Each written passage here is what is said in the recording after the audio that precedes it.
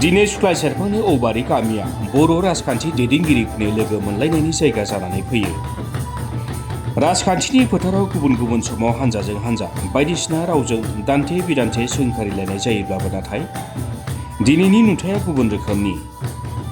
दिनै गुबुन गुबुन राजखान्थि हानजानि दैदेनगिरिफोरनो लोगो मोनलायनायनि मिरु जायगा जानायनि जाहोना जाबाय सुख्लाय सेरफां बियाबनि MCLA एबा EM गणेश कछारीनि नैथि फिसाजो बिदांस्रि कछारीनि गोथार जुलि। सुख्लाय सेरफांनि जाब्रांफारा गामिनि रुंसारि ललिन बसुमतारी आरो भानुमति बसुमतारीनि फिसाज्ला भारतारि फायखिनि लेफ्टेनेन्ट मिजिंसा बसुमतारीजों बिदांस्रि कछारीनि गोथार जुलि।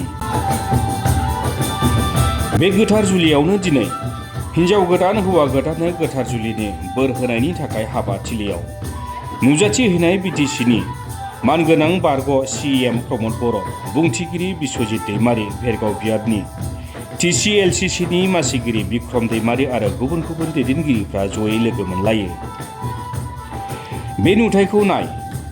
प्रमद बर' बिथाङा BPFनि लाइमोन दैदेनगिरि बिक्रम दैमारीजों बिखुं बुज्राबनानै रायज्लायदों। राजखान्थि फोथारनि सुथुर साननाया बबावबा गोमालांदों।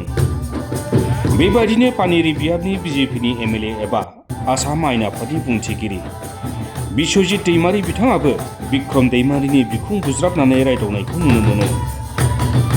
दिनैनि सानाव बर'नि दैदेनगिरिफ्रा जेन बयबो खौसे, जायखौ BTC ओनसोलनि बर' रायजोफोरा अरायबो हास्थायो। बेनि थाखायनो हाबाथिलियाव नुजाथिनाय बयबो बिथांमोनखौ दिनै नोजोर होयो।